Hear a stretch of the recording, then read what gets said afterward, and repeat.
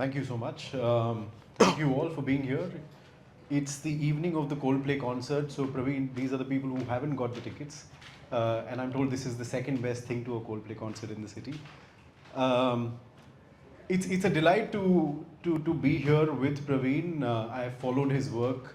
I feel like some of the insights that he gets are very unique because the methods are often very unique. We're here at a very interesting time, Praveen, because the last time I was here moderating a conversation like this was in July 2024, fresh off the national elections with your former colleague Sanjay Jha, and the room was very different. The room was one of optimism. There was Sanjay was very optimistic.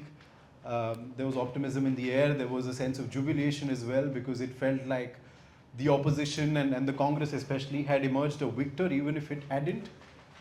And yet, here we are, 7, 8 months down the line, and it feels like a lot of that has reversed, Praveen. I mean, um, fresh off the Maharashtra elections, of course, but it's Haryana and then Maharashtra, two consecutive defeats. So I think a lot has changed in the 8 months that have gone by, and just generally tell me, I mean, how does it feel to be a congressman right now, after the Maharashtra elections, especially in Mumbai?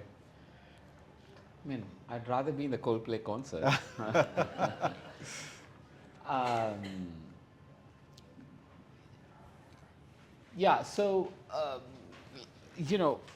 of course, things are looking different from both the outside and the inside,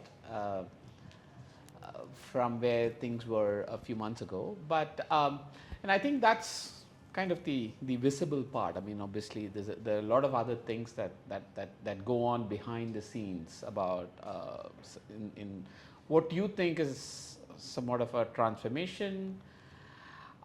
See, I don't want to make this only about elections because I think it's important to understand what you see in the elections is just the outcome of a lot of things that happened before. But since you specifically asked me about Maharashtra, now controversial as it may sound, we believe the Maharashtra election particularly was not a fair election. And I say that very responsibly. I'm not here to spout some EVM conspiracy theories. Let's be very clear about that. And I say this very responsibly on the back of some very detailed evidence, data, and having given an opportunity to the Election Commission to hear some of the charges and give them an opportunity to counter them. And it's only after that I say that the Maharashtra elections particularly was not a fair election. So to the extent you want to read the outcome of an unfair election, you're free to do it. If you follow sports, you understand if the pitch was dug up and the umpires were biased, you can still kind of read the verdict of the match. But I think the important part is, was it a fair match? So that's the Maharashtra election as far as I think fundamentally, if you ask me, I mean, and you can do this empirically, go around surveying people in Maharashtra, and you ask them, did something dramatically change in 6 months? Not even, it's literally 5 months between what happened in Lok Sabha election in the Maharashtra, in the state of Maharashtra, and in the Vidhan Sabha election. I don't think fundamentally from people's point of view, anything dramatically changed. Now, you may hear media hype and narrative about some scheme for women and this and that. Well, it's essentially just camouflage. And I think that's where ultimately it comes down to that. Did people change their minds so radically in 4 months or 5 months? I can almost tell you as an empirical scientist, no. The answer is no. Right? So be that as it may, you may argue, okay, yeah, this is where we are, and we're not by any means just going to take this lying down. There are things that are there's work in progress in the party on this particular issue and how we're going to turn this into some sort of a movement and also take, pursue other courses of action and remedy. So Maharashtra is by no means done and dusted for us. But that's, I mean, Praveen has been saying this for a while, and you've got, you've got a meeting with the ECI as well, I believe, that happened in the past few weeks. He's been on the news saying this. But Praveen, fundamentally, I think one thing that I can say with some amount of certainty as a Mumbaikar who's lived and has been born and raised here, is that what I saw in the last 6 months after the Lok Sabha elections is that the Mahavikas Aghadi, which is the Congress, NCP and the Shiv Sena of the Uddhav Thackeray faction, almost felt like they had an election that they had won in the state, right? It felt like the Vidhan Sabha elections was theirs to win. And one, as a journalist as well as a citizen, got a sense that I think somewhere they were celebrating the victory already. And I'll give you some evidence of this as well, which is it now looks rather foolish, but in the weeks before the Maharashtra elections, almost every single day you would have leaders from the Mahavikas Aghadi arguing over who's going to be the chief minister of the new government, right? And then to see all of them together reduced to a figure of 50 feels rather dramatic. And which is my question then. We've seen that happen in Haryana as well in some ways with the Congress, where the Congress was very clearly squabbling about who's going to be the next CM when the Congress wins elections. We see this happening in Maharashtra, and my question then, it really is, I mean, is it the case that sometimes the party just gets too enthusiastic and doesn't put in the work that has to be put in to actually win the election, whereas the BJP and its allies, smarting from the defeat that they faced in Maharashtra in Lok Sabha elections, got their act together and hit the ground running, and some of it which we could also see, I mean, be it the Ladki Behna schemes, be it the campaigns that they ran, especially on emotive Hindutva issues, was the party in the alliance complicit when it came to Maharashtra? See, I mean, I think I'd be the first to say that the party can do a lot better. Not just elections. I think we can do a lot better in many, many, many things, including in terms of our narratives, in terms of organization, in terms of convincing people, our communication strategies, and of course, fighting elections. Okay? So I'm not here to give a free ride or a free pass for the party from the laws of some of these elections. But having said all that, I think we have to be careful. I know journalists and people in media love to kind of have some of these explanations, post facto explanations for outcomes of elections, and I think we have to be a little careful. For everything that you say, I can always also give a counter. I mean, yes, was the BJP that alliance not fighting over who was going to be CM? Yes.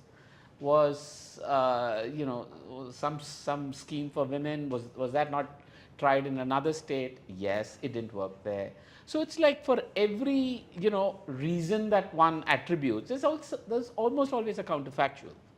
Okay, so we have to be a bit careful. But having said all that, like I said, I am absolutely the last person, and I think I've been even pulled up by my own party for this in public.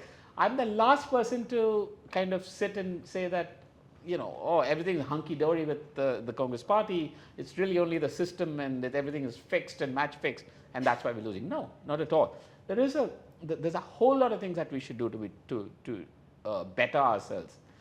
But I'm not quite convinced, and again, because my core area is I need to see evidence, I need to see empirical evidence, there is simply no evidence. So on the women's scheme, I'll give you a simple data point. Women beneficiaries, the percentage of women beneficiaries of this scheme that voted for the party, the BJP alliance, versus the non-beneficiaries, there was no difference. So statistically, you can't say that that scheme made a big difference. And that's why I think we have to be very careful when we look at these. I don't want to get into the data, but the data is very, very clear to me. The very simple math is this: what happened in Maharashtra. There was a Lok Sabha election that happened in May. There was a state election that happened in November, end of October. It was exactly the same alliance combination in both. Nothing really changed. This is what we would call ceteris paribus conditions in economics. So in the Lok Sabha, 5 months ago, what happened was the Mahavikas Aghadi had the equivalent of about 130 odd assembly seats. The Mahayuti BJP alliance had about 120 odd seats. How did it go from 120 to some 230, and this went from 130 to 50? More people must have shifted. That's the only logical explanation, right? Why they shifted could be a different reason, some scheme, or they preferred another party for a state. No. But the logic is what? People should have voted. Look at the data. No. The percentage of people that 92% of people that voted for the Mahavikas Aghadi in the Lok Sabha election continue to vote. They voted for the Mahavikas Aghadi in the state election. But this alliance got 75 lakh more votes. Where did they get the 75 lakh more votes from? It was not a shift. It was from new votes, new voters. So there were 50 lakh new voters that were added. Now, where did these voters come from, and how is it that magically all these voters voted only for one alliance? So I think that, and that is why, as I have to correct you, this is the first time I've actually come out in public and said that there is something wrong with the election.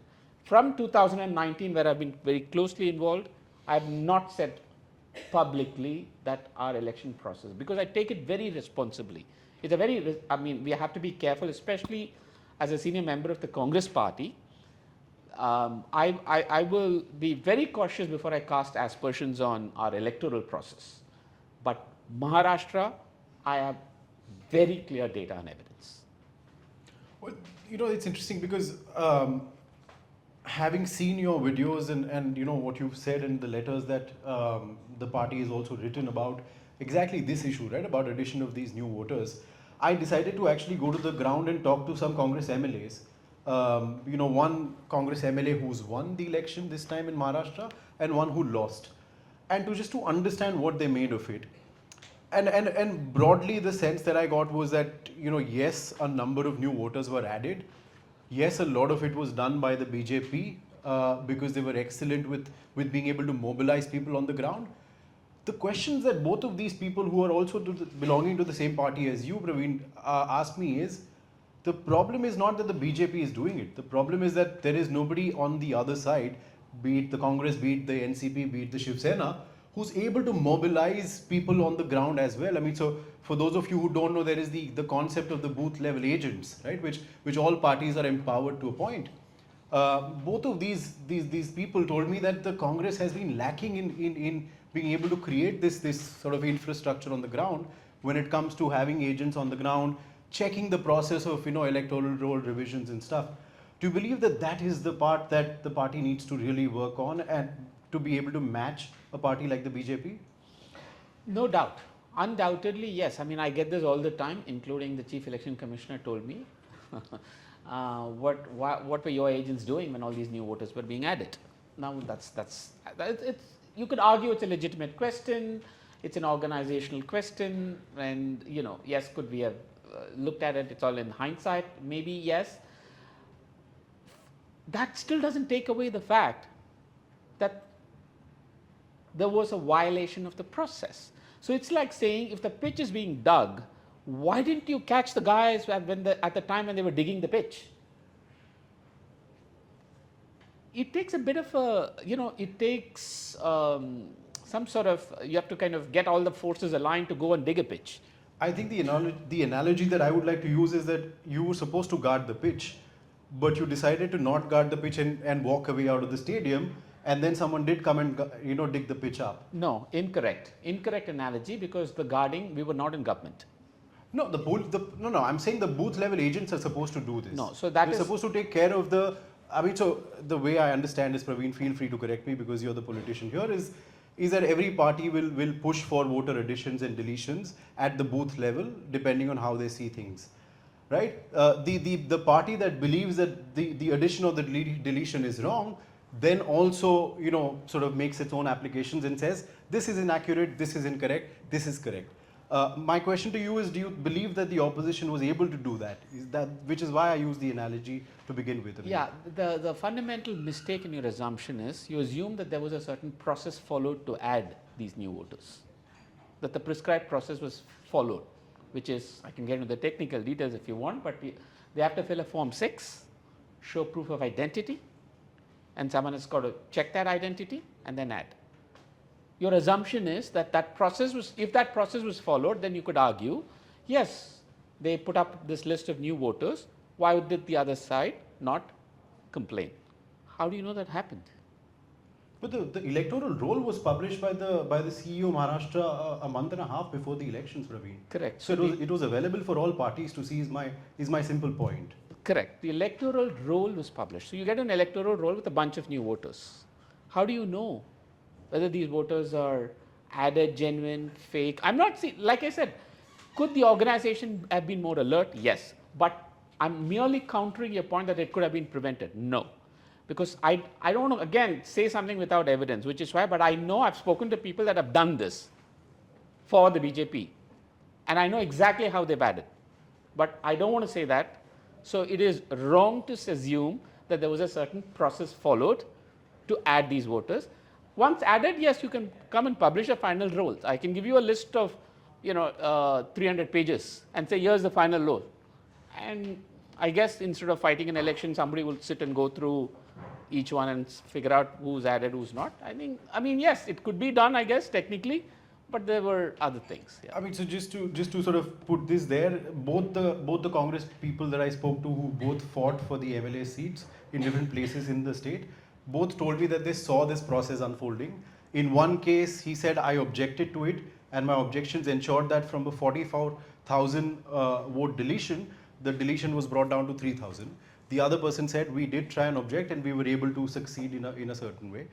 But moving on, I mean, machinery is one thing that the Congress is often blamed for in terms of where it lacks. The other thing, Praveen, sometimes one feels is, is the Congress fighting the ideological battle a lot harder than actually, sort of putting in work in exactly these places, which is the organization which is building the cadre up, which is mobilizing the cadre, like the BJP tends to do 24/7, 365 days sometimes. Do you think that is a fair criticism of the party, having seen it from the inside now? Yeah, and also because you've tried your best in trying to create systems. For those of you who don't know, Praveen's been instrumental in trying to create systems where the Congress party is able to connect to its cadre better and mobilize them. So do you see that is somewhere the party is still finding things that it should be doing? Yeah, I think there are advantages and disadvantages of being a 140-year-old party, I think. So I think it's fair to say it's not exactly the most nimble of all political parties and organizations. I think I want to take a step back, and there is this tendency to kind of look at one playbook that is obviously doing very well electorally, and then A, assume that every other playbook should be like that. B, assume that it is possible for every other organization to be like that. I will challenge both those assumptions. As I speak as a Congress party insider. I think it's very hard for people to expect organizationally the Congress party to be like the BJP. So the Congress party has its playbook that worked for a few decades, and the BJP has its playbook that is evidently working now. But to say that one has to mirror the other and that's the only way to win is, again, I think it's fallacious. So, again, like I said, I'm the first to say that the party has to reform. There's no doubt in my mind about it. And in all aspects, largely in embracing change, new processes, new technologies. I mean, getting more modern, honestly. Yeah. Um, but if I were to flip that and say, and I always ask this question for a lot of people who come and say booth management, election management, all that. If we, let's say we got all the booth management right, would we be winning state elections? If we don't get the larger narrative? No. No. And don't forget, it was the same party with the same weak cadre and the same organizational disarray that 4 months back actually did reasonably well in the Lok Sabha election. So there is a different playbook for the Congress to win elections, and we could do better.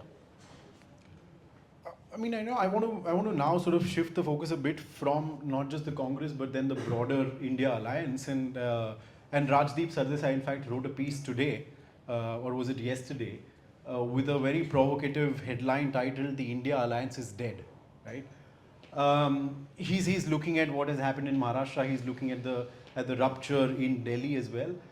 I wanted to ask you, Praveen, how sustainable is an alliance like the India Alliance? Because look, I mean, 7 months ago, I had Rahul Gandhi telling me that I should vote for Kejriwal if I was a Delhi voter.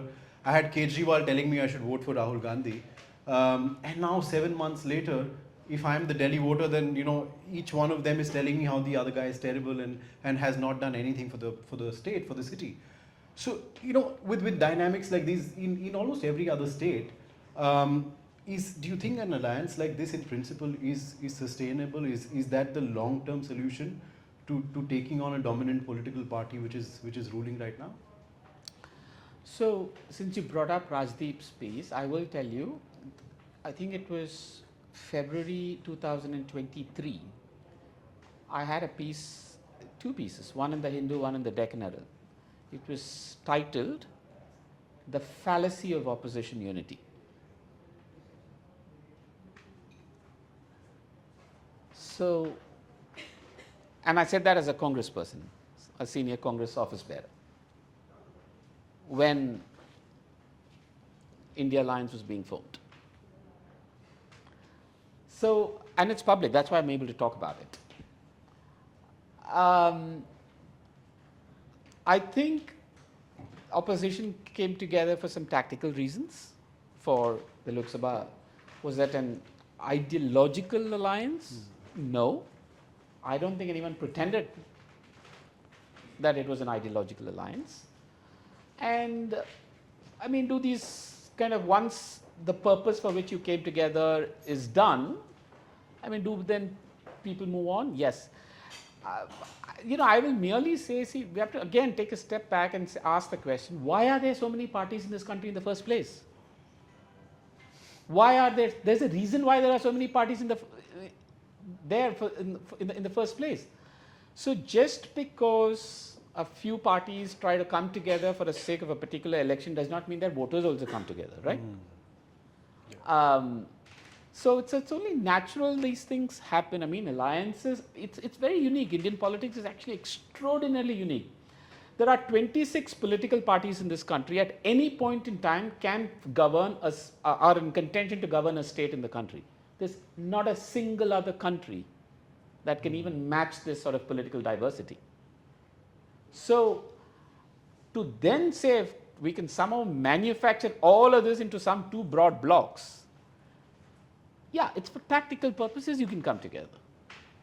But now, I mean, that purpose is over. State elections, every party desires to build its own. And certainly true of a national party like the Congress party. All said and done, you're still one of the two national parties in the country. So, and I think it's only natural. I'm not so sure we should read too much into this. I mean, would you say it is in fact desirable that each party goes back and sort of builds its own ranks at the state level, and then maybe 5 years later comes together and cobbles up an alliance? Is that something that is, at least as the Congress and as someone who looks at data closely, would you say is a better way to sort of strengthen parties rather than trying to fight in alliance with each other? Like, for instance, in Haryana, at least the news report suggested that that an alliance between the AAP and the Congress was in the offing. It didn't happen because both parties felt that it was better to sort of fight independently. What is your take? Is it better that they just sort of disband, go back, and then if that is the case, then at the national level, how do you then project a sort of opposition at the national level again to the dominant party, which is the BJP? I mean, does it then go back to it being at the party level individually? See, first, this idea that all the opposition parties have to come together to fight is a new idea in Indian politics. If you take 2004, 2009, the Congress party had its set of alliances, the BJP had its set of alliances. There are alliances in states such as Maharashtra, NCP. The Congress NCP alliance is decades old. In Tamil Nadu, the Congress DMK alliance is decades old. Then there can be new partners that come in, new partners that go out. I think that's how Indian politics has always been. Yes, in 2024, there was this new attempt at cobbling everybody together to make it a two-block race. But I don't think that's the norm. So why are we behaving like that is the norm and now whatever is happening is not the norm? No, that was actually the exception. The norm is for each party to go build itself in the state. The most important thing you have to understand is it's actually not so much the Congress party. The Congress party will and has shown that it can survive even if it doesn't win elections for 15, 20 years. You can't say that about a regional party. A regional party can't survive for 15 years if it does not win its state. It's far more important for a regional party to somehow try and win a state for its very survival, for its very existence. And that is why the dynamics are very different. So, at this point, what we're also looking at is again a very different alliance when it comes to the NDA, right? In the sense that even if they are in power, you don't see as much of dissent coming out between different parties. For instance, in Maharashtra, even when we all knew that they were sort of fighting and squabbling, you didn't see that much of it playing out in public. Whereas with an MVA, you could see that playing out in public almost every day in the media, right? Is that also something that is different about the two parties, and is it because the principal parties, the Congress here and the BJP there, have a very different set of fundamental values in place? Yeah, I think it's called one liberal and illiberal. I mean, to kind of put controls on what. Listen, the simple thing is, the social media handles of all the cabinet ministers are controlled by a particular department within the BJP.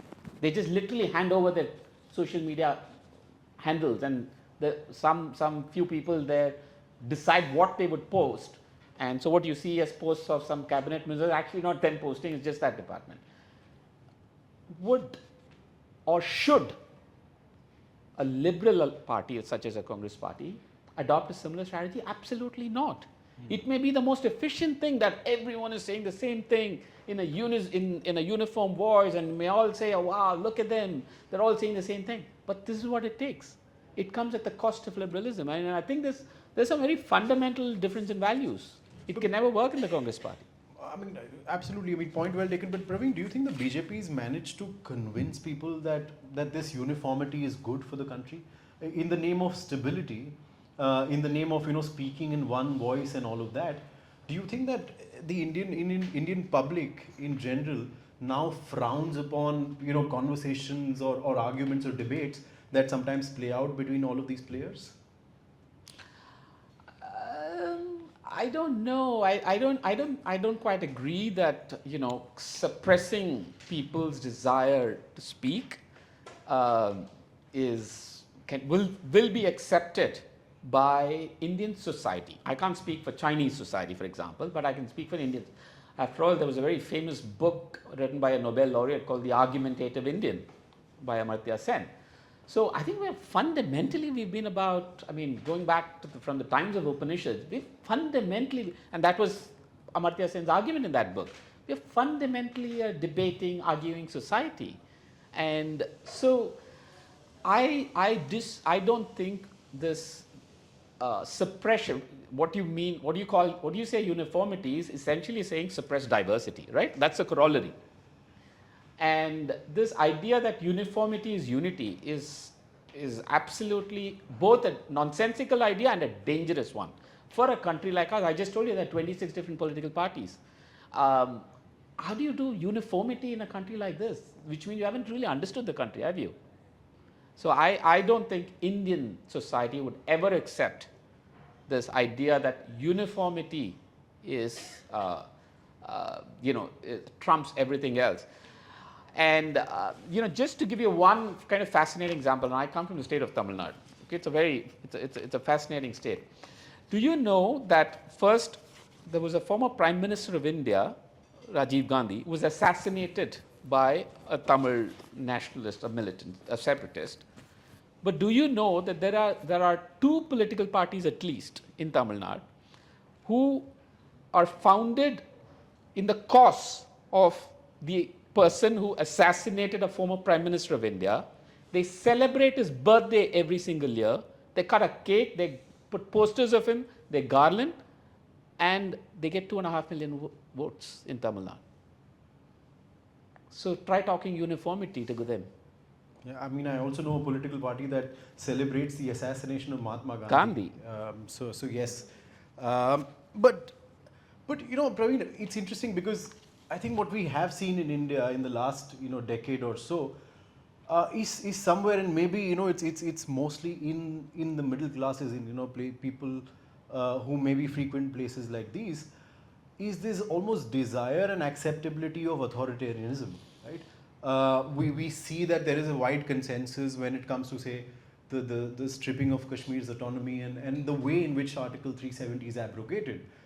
We see a wide consensus sometimes in these spaces where any dissent is called anti-national, right? Do you believe that somewhere that is shifting? Have you seen that on the ground? First, this is not middle class. This is the top 1% of India. Okay, so we tend to use the term middle class very loosely. It's not. Second, see, I think there's a conflation between efficiency and what you say, authoritarianism or uniformity or whatever you may call it. I mean, people think of it as being more efficient. If everything follows a certain standard in the process. And maybe there's some element of truth to that. Yes, we can be more efficient if we're all, I mean, after all, Chinese society is more efficient than us. In all the talks, I mean, I go to many drawing rooms here. I mean, I have good friends in the business world.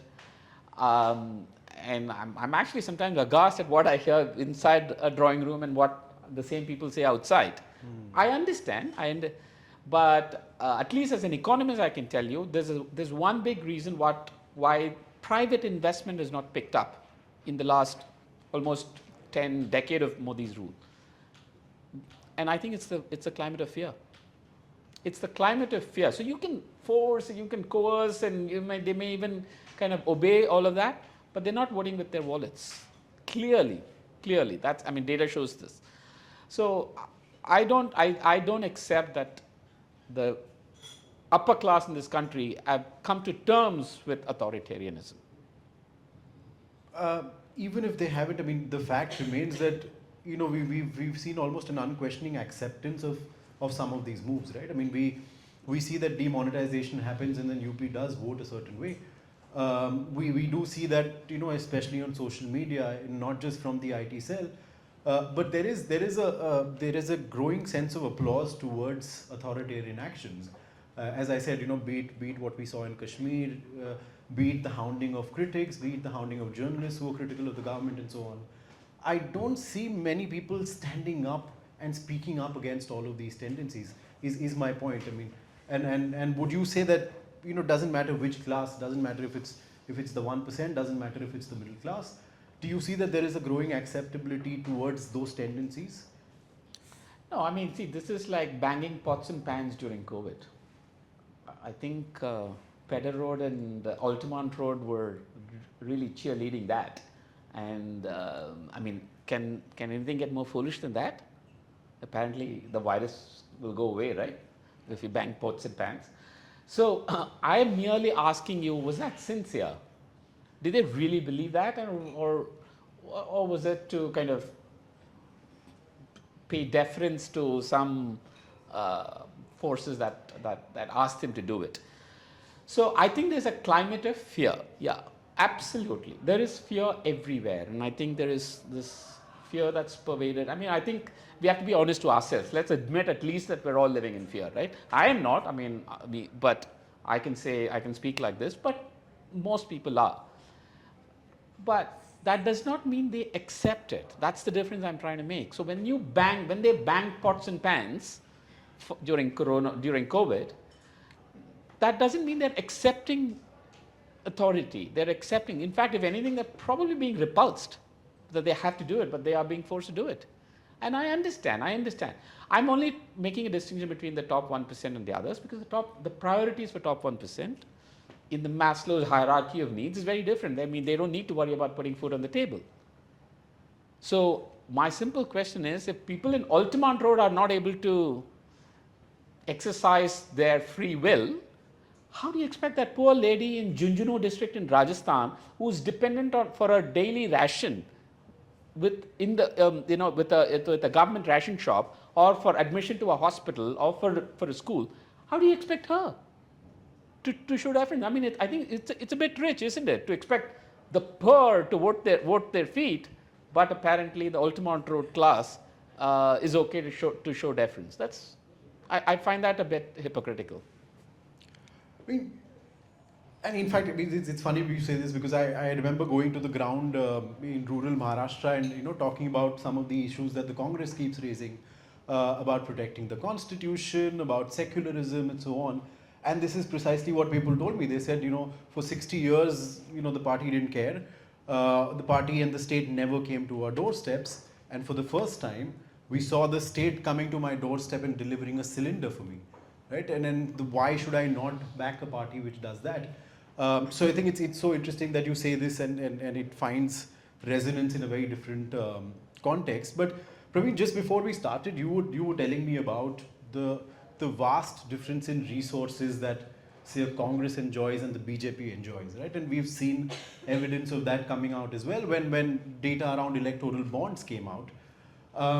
Tell me, how does that play out in the everyday, right? What is the difference that those 9,000 odd crores that possibly the BJP got, and then about 1,000 odd crores that the Congress got, how does that really affect the party's functioning, the party's outreach, the party's ability to fight different narratives?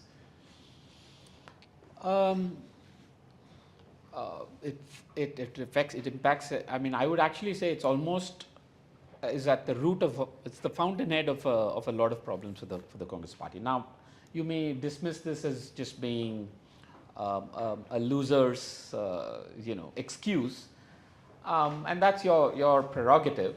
But this is the fact. The fact is, ultimately, Indian democracy as it stands today, we may have free elections, but they're not fair elections. They're free because people are free to go out and vote. They're not fair because it's absolutely not a level playing field. And so let's not let's call the sham out, is my point. The difference in resources is just so vast that, very often people will come and tell me, oh, the BJP is so good at propagating all these WhatsApp videos. What people miss is it's not some rocket science. Everybody knows how to send WhatsApp videos. If you have 100 crores, you can send it to 100 crore people.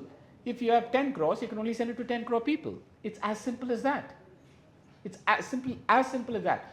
Why do you think almost all of the government, the cabinet ministers' efforts when it comes to Bombay or Mumbai because we're sitting here, is about not only ensuring that they get a lot of the money, but to ensure that they don't contribute to the Congress party. I mean, there's overt effort by the government to call people and say, even if you don't give us money, it's okay, but don't give it to them. That's the importance of this. That's the importance of money. And so hence it's not only there's a vast difference in resources, and literally coming down to something as simple as putting up a hoarding, to sending a WhatsApp, to distributing WhatsApp messages, ultimately is a function of money. We can say booth level agents, since you brought out electoral rolls. What do you think? These booth level agents are just running around saying, oh, they're all doing it for the sake of ideology and Hindutva? Some of them. Ultimately, they're all getting paid 10,000 rupees a month. So if you can have, you can pay 1 lakh people 10,000 rupees a month and have them sitting at the booth, or you can say, oh, you don't give Congress money, but then I will berate the Congress party for saying, oh, you don't have booth level agents. It's your problem. I'm saying there is a vast element of money, the money factor that we have to acknowledge. And that is why I keep saying very responsibly, not only is there a huge difference in resources, which is very important, it's not a level playing field, there are overt attempts to ensure that the level playing field can never, the playing field can never be level. And third is this climate of fear. And I'll just end with this one small story, because again, we are in Mumbai. Now, all of you know the Bharat Jodo Yatra. I have not said this publicly yet, so I'm going to say this for the first time. We had the Bharat Jodo Yatra, right? So for the Bharat Jodo Yatra, during the planning phase, this was way before the Yatra started and all that. So obviously nobody knew what this was going to be, how it was going to pan out. So we were conceptualizing it, and we had an agency in Mumbai that was doing the planning. We said, okay, we want to have let's have an anthem or a song for the Yatra. I said, okay. So the Mumbai agency, sorry, I still keep calling it Bombay, but some politician is going to pull me up.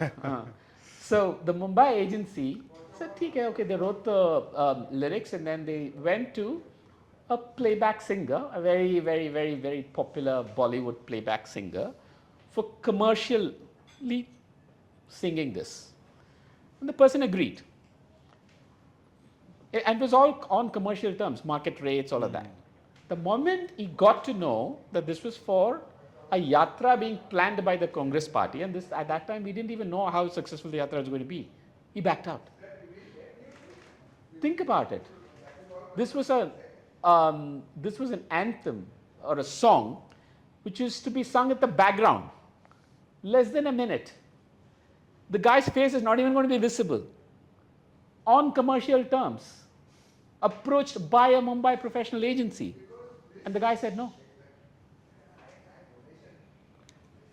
I'm giving this example to say how much of all of this is just underestimated by people and the media in terms of, when you start analyzing, putting a lot of these things. So imagine, how would I ever fight something if someone's not even willing to come and sing a goddamn song?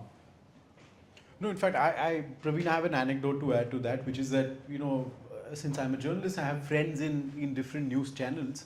Kumar Ketkar sir is here as well, so he knows this. But, when the Bharat Jodo Yatra was entering Maharashtra, few journalist friends were sort of, tracking the Yatra and seeing where it enters and maybe travel with the Yatra for a while and stuff. And one of my friends, who's a television journalist here in Mumbai, told his editor that, the Yatra is coming at this point, let me go and cover it. And he was given express instructions to not go, because the channel had been told that the Yatra should not be given any coverage at all. So I think there is a very deliberate sense of invisibilization that, as a journalist can also attest to. It is not just a congressman saying it. But the question, Praveen, is, we've known this for about 10 years now, right? We've known this for a decade. What is the alternative that the party thinks that it has, been able to create, or it's in the process of creating, which then bypasses all of these constraints that have been imposed by the BJP, by the government, by various forces? How do you finally then get the message across? Again, but the Bharat Jodo Yatra is a classic case study in that. There was not a single jam. I was involved in it right from the conceptualization. I remembered it. We were in Tamil Nadu and Kerala. The constant messages I would get from our party colleagues in UP and Maharashtra were like, nobody knows this. Nobody knows what's going on. Why are you guys walking? No one even knows what's happening. and we kind of overcame all of that. There was simply no coverage. There was a blanket ban, like you said, on covering it. We somehow overcame that using various methods and means. Of course, one is social media. Apparently now doing some podcasts with influencers has become popular, but I think we must not forget that we started that trend with that food blogger there was not a single interview that was given, but an interview was given to a food blogger. Not that we didn't want to give an interview, it's just people are not willing to come and walk with us, cover the yatra. Finally, we got hold of this food blogger who said, okay, we'll come and cover it from a food perspective. And I said, okay. But that went off. So, I mean, while I'm the biggest, I can be, kind of an honest critique of my own party, I must say that we've been fairly innovative in trying to overcome so many of these obstacles. No money, no media, no institutions, everyone's going against you, and we're still there. We're still there, we're fighting, we're having this conversation. So, in a sense that itself shows you that we are constantly trying to evolve, trying to work around these obstacles.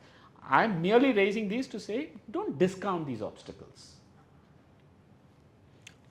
You Praveen do sort of write about the economy a lot, and we've discussed the problem of job creation. We've discussed the problem of investment not coming in. How do you see some of these issues playing out on the ground?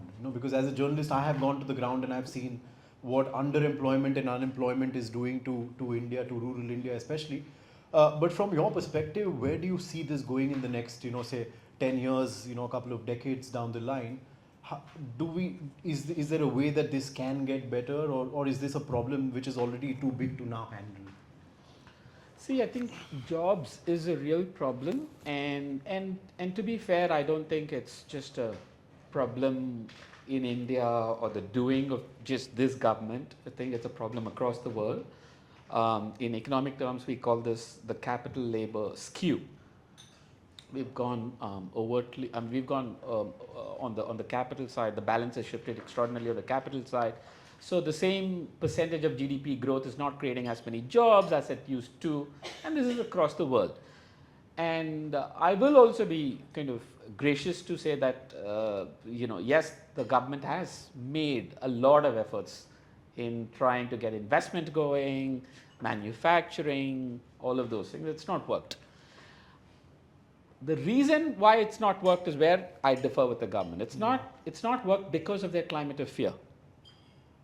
We all said and done, since 1991, if there is one thing that's true about India, you cannot dictate to the economy. The economy has a mind of its own. It's not some BJP karyakarta, say, stand up, or even a cabinet minister, do this and then it'll obey. Grow GDP, you grow at 8% and it doesn't work that way. And I think that's the part where they're having a huge problem trying to come to terms with, because their fundamental DNA and mindset is about control, dictate, and somebody will obey. The economy is refusing to obey. So my view has always been remove the climate of fear, unleash what in economic terms is called animal spirits. Yes, it will be chaotic, but we will rebound. And I don't think it's in their DNA to do that. So that's where I differ. But have they tried? Yes, they've tried very hard. It's not worked. This is a real problem. But having said that, I will also say the Congress party can do better with a narrative on the politics, what I call the politics of aspiration. While we talk about constitution, social justice, all of those are important. We are very unequal. But today we need a politics of aspiration. We need to show a clear plan for that youth in Aurangabad, what her future is going to be what her future is going to look like. Where is she going to earn money from? How is she going to put food on the table? How is she going to buy the next pair of jeans? I think the Congress party can do better in articulating a narrative for that. I also believe if there's one party that can actually articulate a narrative for that, it's the Congress party. I think all said and done, like somebody said, I think one of the senior editors in Delhi told me, the ideas are still with the party, the Congress party for this country. But Praveen, sometimes when I'm looking at say the Congress's manifesto in Delhi, the BJP's manifesto came out in Delhi yesterday as well. When I'm looking at the manifesto that you released here, and the manifestos of various parties, it almost feels like the answer to the crisis that we're seeing, especially in rural India, is cash transfers now, right? Is direct benefit transfers, and there is a competitiveness among different parties. If one is announcing 2,000 rupees, the other one's going to say 2,500. There are now very real fiscal costs, as we're reading every day in the newspapers in Maharashtra, where the government is finding it very difficult to now find the money. There have been similar issues in other states as well. How do you see this politics of cash transfers and of welfare playing out in this competitive space that we're seeing, right? Where every party is just happy to up the amount. Is that really, is that the alternative to creating more jobs? Is that the alternative to, as you said, the politics of aspiration? Is that seeking to sort of fill that vacuum up? In fact, I wrote a piece in the Indian Express a month ago saying, Nyay gone wrong. Now, the roots of all of this, actually, there's a bit of a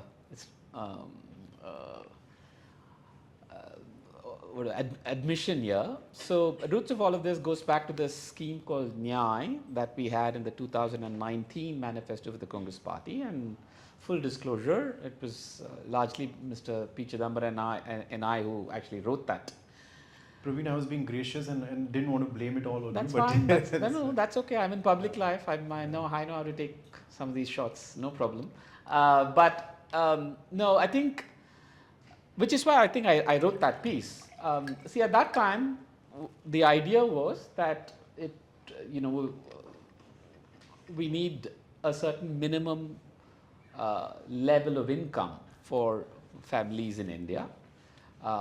Inequality was a real problem, and we have to ensure that nobody falls below a certain standard level of income. That was the idea. That was the idea behind which, and we actually had an expert team of who subsequently went on to some of them went on to win Nobel Prizes in economics, but they all worked with me in drafting this. And so that time it was called Nyay, and it was a minimum income program, and we also very categorically said the funding for this program will only come from new revenues that the government will generate and by rationalizing current expenditure. And we also committed to keeping fiscal deficit to a certain, I think it was less than 5% of GDP. This was 2019. Now we lost the election, but clearly the Nyay idea is won, right? Because after that it's just been a competitive Nyay. I think the roots of the current problem of Nyay being, your Nyay is greater than mine type of politics, is because of reading electoral outcomes wrongly. I think there was this notion that the Congress party won Karnataka because of some promise of cash transfer, the BJP won Madhya Pradesh because of some cash transfer, and I worry we're making the same mistake in Maharashtra. And I think that's absolutely wrong. The simple alternative, counterfactual is, had we not promised these things, we would have still won Karnataka, the BJP would have still won Madhya Pradesh, and I don't know, Maharashtra has stolen, but so I'm not going to comment on Maharashtra. So I think I agree that this is a bit concerning. This is a bit concerning. This whole, my Nyay is greater than yours type of politics and promise. On the flip side, we must have some sort of option for people. See, what is the option? We must have a credible plan to create jobs and incomes. If we don't, the only other option is to give them money. As we can't let them, fall below poverty line. So it goes back to the plan to create jobs. I think in the 2024 manifesto, which again, that's something that I was part of along with Mr. P. Chidambaram, we were very clear. We had some very clear plans for how to create jobs. I think the internship program was one such apprenticeship. We call it the right to apprenticeship, which the government announced in the last budget as an internship. We announced an employment-linked incentive scheme for corporates, not production-linked, but employment-linked, which the government announced in the last budget. So I think we've tried to come up with, I mean, these are now technical things, so how much of this we can convince people about. But I agree, the counter to competitive populism is a politics of aspiration. The narrative for a politics of aspiration. I mean, so one of the last couple of things that I want to take up with you before we open the floor up is we've seen this in Maharashtra very up close in the last couple of years, which is the very normalization of religious hate, right? Over the last few years, what we've seen in Maharashtra is just rally after rally where hate speech flows, mostly targeting Muslims, sometimes people of other religions. There is a sense of normalization among people as well, right? Where we're now seeing increasingly that there isn't as much outrage, there isn't as much solidarity with victims of religious hate. How do you think that the Congress, in the position that it is, how can it even plan a counter? And if there is a counter already, apart from the Bharat Jodo Yatra, if you were going to say that, what is that? What is the counter? What is the antidote to this rising hate that we see? See, I think the politics of hate is a serious problem again in the country. I think it is. You're right in the sense it can get normalized in society if it's continued to be played at the scale at which it is being played. I think the party's counter is really only about going and showing solidarity with the victims of such hate. And I think you can't fault us for not to. I mean, you can't fault us for not doing that, on a large scale. I think we have. But Praveen, I must tell you that in Maharashtra, what we've seen firsthand is that an absolute lack of response from the Congress specifically to the hate politics that we've seen play out, right? And to give you a sense of what I'm saying, there are BJP MLAs, there are BJP leaders who've been involved with so many of these rallies, going around town, doing these rallies at different places, including here at Shivaji Park, no less.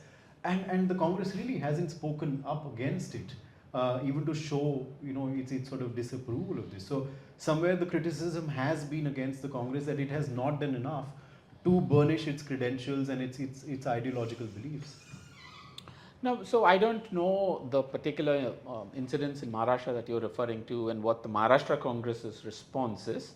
But as far as the All India leadership of the Congress party is concerned, I think at least one person, Mr. Rahul Gandhi, has tried to get on a plane literally to any part of the country where there's been such incidents. In fact, I think today he was in Bihar, and he was in Parbhani in Maharashtra. I think if your point is that could we do more, especially by state units, perhaps. I agree. But I completely reject this idea, or if this insinuation, if there is one, that there is some sort of a soft Hindutva by the Congress party. I didn't even say that. Is that guilt? I don't know. I haven't even said that. No, that's why I said if there was an insinuation. So I don't think is true. Absolutely. I think at its core, like I said, we can fault and criticize the Congress party for many things, but at its core, it is a liberal, secular party that believes in communal harmony, and that is at the very core ethos of the party, and I don't think that will ever change. Right. Just one last question, Praveen, before we open up, is that there are a bunch of people here who are listening to you, and people who might be concerned with the state of affairs in the country, people who might want to contribute to nation building. What is it that you want them to take away from this conversation, and what is it that you want them to remember the next time? See, I actually I'm also now speaking as the chairman of the All India Professionals Congress, but I actually think it's the professional class, and that's the class of people here. I think we could do more. We could do a lot more. We must not forget that it was actually the professionals who got us independence in some sense. I mean, in fact, I have this crazy statistic that half of the Congress party's what's called the AICC, All India Congress Committee members, more than 50% of the AICC in 1932 was all actually professionals, business people, media, doctors, journalists, all coming together for the cause of independence. And I actually think it's the professional class that's not done enough. I can understand big businesses have too much at stake. I can understand the poor having to live their daily lives. It's the professionals. And what can they do specifically? I mean, I understand not everybody can get involved in daily politics. But I think first and foremost, we must reject in your own way, and be it on platforms like LinkedIn or otherwise, you must first just reject what you see in society today, which is primarily the climate of hate and the climate of fear. Just do not accept that. Do not give it a free pass in the guise of, oh, they're winning elections. And you start by not being fearful. I mean, for example, if that Bollywood singer ever listens to this conversation, he will know who I'm referring to. Don't be afraid, man. It's a commercial contract for you. Thank you so much, Praveen. That was Praveen, guys. Please, a loud round of applause for Praveen. Thank you. We're happy to take questions if there are any questions in the room. Do we have a mic? Yeah, we do. Okay. Just raise your hand and the mic will be there.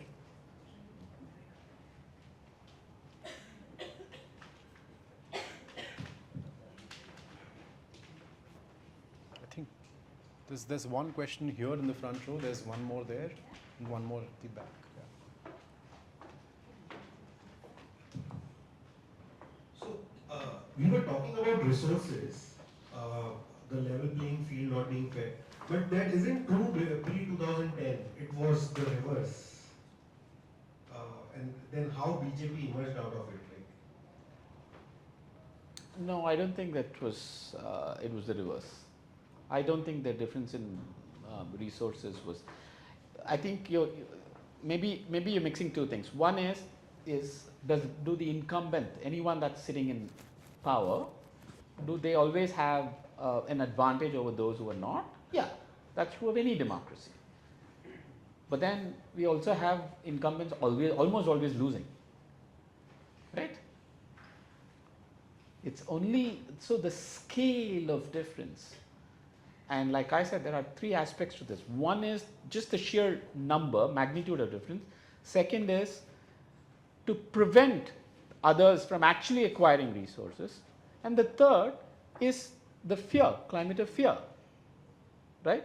So it's the scale at which this is being done. And there's a huge difference. I don't think India has ever witnessed, free India has ever witnessed this sort of unlevel playing field. I don't think we should make any bones about it. We should be honest to ourselves and admit that. Okay, one question here at the front row and then back there. Yeah.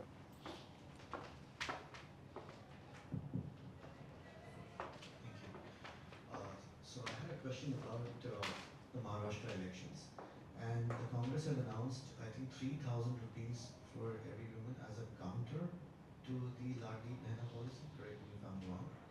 And do you think that that particular narrative was able to sink in? Because I traveled across Maharashtra and I saw a lot of boards talking about the 1,500 rupee scheme. But was it a deliberate strategy to keep that narrative out and not go and argue on that plank? Or perhaps was it something that wasn't a priority, like you said, in the Congress war room, the 1,500 rupees wasn't actually the main reason why they lost the election?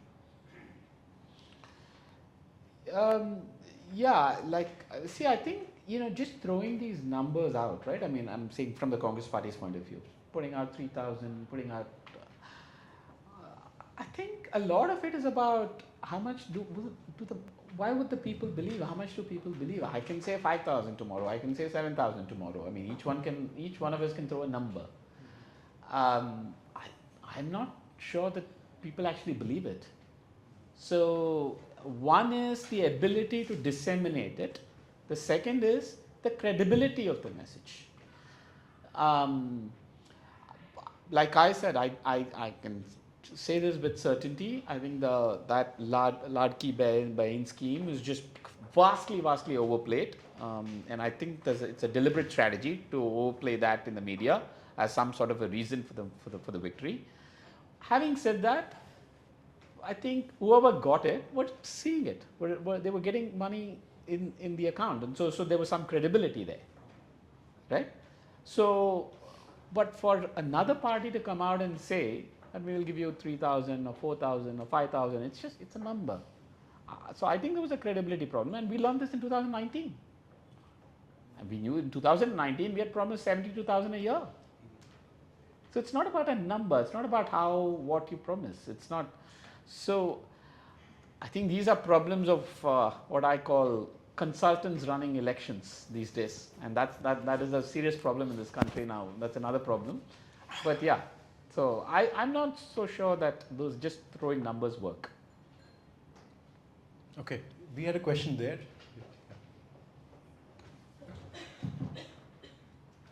Just one small point. I mean, my friend, you were trying to, I think, put the narrative, I mean, to quote Victor Hugo, an idea whose time has come. And I think what this friend was trying to say here also, I think probably the BJP, being 60 years not in power, maybe their idea whose time had come was more powerful. And I think the point being made here was that does Congress have a more powerful idea to sway the thing given the resource constraint or whatever? And maybe that is lacking. I think that was the point being made in the interview. I'm just asking, do you think we need a more powerful idea to come across to sway the voter? Because let's face it, emotion is a very powerful substance. You know, I keep hearing this 60 years not in power. Actually, if you take the last 40 years, or 45 now, if you go to 2029, in the last 45 years, the Congress was in power for 20 years, and it was a non-Congress for 25 years. So, you know, this 60-year kind of narrative that's been flouted is actually factually just wrong, you know, in some sense. Because in the last 45 years, it's actually the majority is non-Congress governments. So yes, I think that the idea of the Congress idea's time will soon come. So very optimistic, Praveen. Any more questions? Yeah, okay, there's one. So what do you think about democracy? Has it helped India progress or it has hampered? Because we see a huge gap between India and China.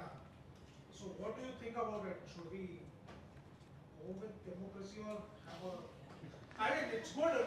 I'm able to freely talk with you like this in a democratic country. But the gap has become so huge between China and India. I know it has. I mean, I've just spent the last 1 hour getting berated by Kunal. Barely. No, I'm just using. I was kidding. But I mean, the fact that we're able to have conversations like this, right? I mean, it's obviously quite critical of the Congress Party, and I'm perfectly fine with it. Would you trade this for, say, a 50% increase in per capita income? This, I don't know. It's a tough question. I guess Bombay can. Yeah, I was just sorry, Mumbai can. But but all of this misses another point. I don't think we will survive as a society, as a civilization, if we don't have the idea of democracy, because we as a society are just fundamentally different. We're not Confucian as the Chinese and the Japanese society is. I've lived in Japan. I know how much of importance is uniformity there. So that's why I said we have to go back to our civilizational roots. We are a debating, thinking, argumentative society. How do you suppress that? So the flip side to ask is, if we were not a democracy, would we survive? as a nation, as a society, as a civilization. So I think we have to place a lot of these things in. Yes, I'm the first to admit that it can be extremely inefficient at times and frustrating also. But I think we have to ask the question: if we were not, would the damage be greater? And my answer is yes.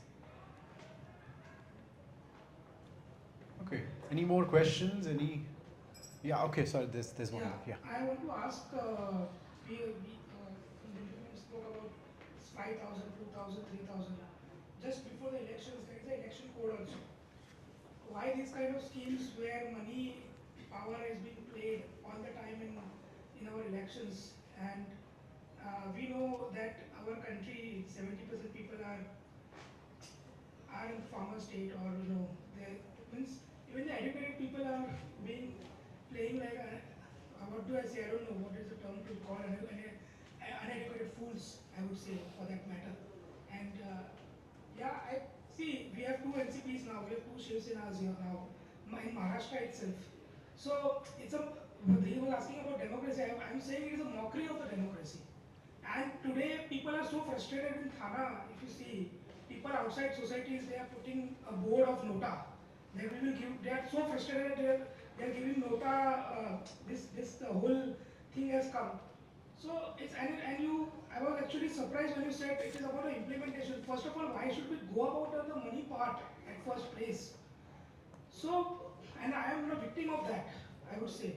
I am the victim of that in the sense indirectly I am the victim of that where there are no rationalized policies as such where today also we are running on the Dalits or the privileges on the OBCs front where we give direct seats and all. Reservation is there, whether it is by the opposition or whether it is by the ruling party. But why to give the freebies at all? Why do we not give facilities to actually play on the level playing field? I mean, the matter was there of reservation in 1940s when Dr. Ambedkar had faced that issue to give the welfare. We are not in that state now. We are much ahead now. So, and just giving seats, just giving freebies and luring votes, and then we ourselves are questioning, sitting here to you as a politician and me as a voter. I mean, we both have to have sensibilities when we are framing the policies or framing this kind of schemes. So Praveen, reservation, freebies, there's a lot going on there. Yeah.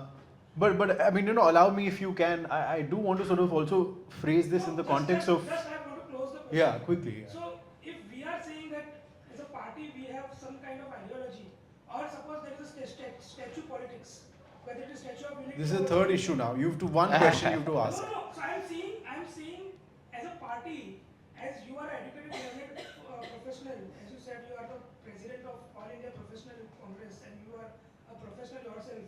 Me being a professional here, it takes a lot of pain when even as a professionals, we both as a voter as well as the politician, we are giving this kind of weight for these kind of ideologies today also. It's really painful as a person, as a taxpayer. So what kind of ideologies we are having, and what is your personal take? Forget about the party as such. What is your personal take on that? Sorry, my question was a little bit long. 5 questions, yes. Yeah. So Praveen, I mean, I was just going to say, I think he's managed to summarize it so well. It's a very interesting contrast playing out, right? Where here with every election that comes now, Delhi, every party is announcing these mad cash transfers as if there is a competition of who can offer more.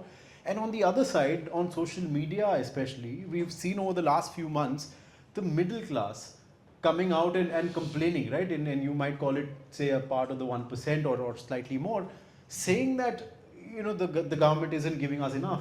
So there are these alternative sort of grievances and a very selective redressal of one of those grievances playing out. I mean, how does one reconcile that? Yeah, no, this is first. I think you've written about the middle class thing as well. I remember reading it. See, the first thing I have to correct you is I think you use the term uneducated fools. I don't think being foolish is the exclusive domain of the educated or the uneducated. I think they're equally spread on both sides. So merely education doesn't correlate with foolishness is all I'm saying. But I think see what you raise is a very valid question. As a society, we must debate this. And for the record, I categorically said that we can't go down this route. I mean, I've said it very categorically in public. I know it's being recorded also. So I have no dispute with the question that you raised. There are some facts that I want to first correct. One, everybody pays taxes. I don't think it's our money being taken away and given away as freebies. If anything, you are, yes, educated enough, literate enough to know that your tax money is being used. That poor woman who's getting 2,100 rupees, she doesn't realize actually it's her money. How is it her money? As an economist, I'll tell you, the first thing is impact on inflation. So when she takes 2,100 rupees but goes out to buy onion prices have gone up. Next is cost of capital, interest rates. Right? So when she goes to ask for loans or buy a whatever, a buffalo or a cow, she has to pay more.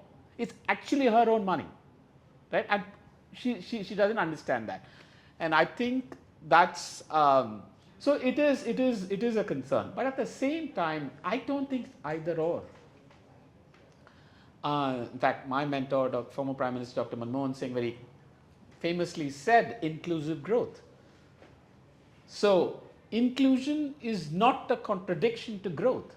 Actually, it is not. So we must recognize that there are inequalities. If we don't address it, I mean, we all see what's happening in America and in Europe. So we have to be careful. We can't go down that path. We cannot. In fact, I remember having this very conversation with Dr. Singh, maybe 3 months ago. And he was the first to acknowledge that yes, the 1991 kind of era of reforms and that may have played out, and we now need a new kind of economic thinking.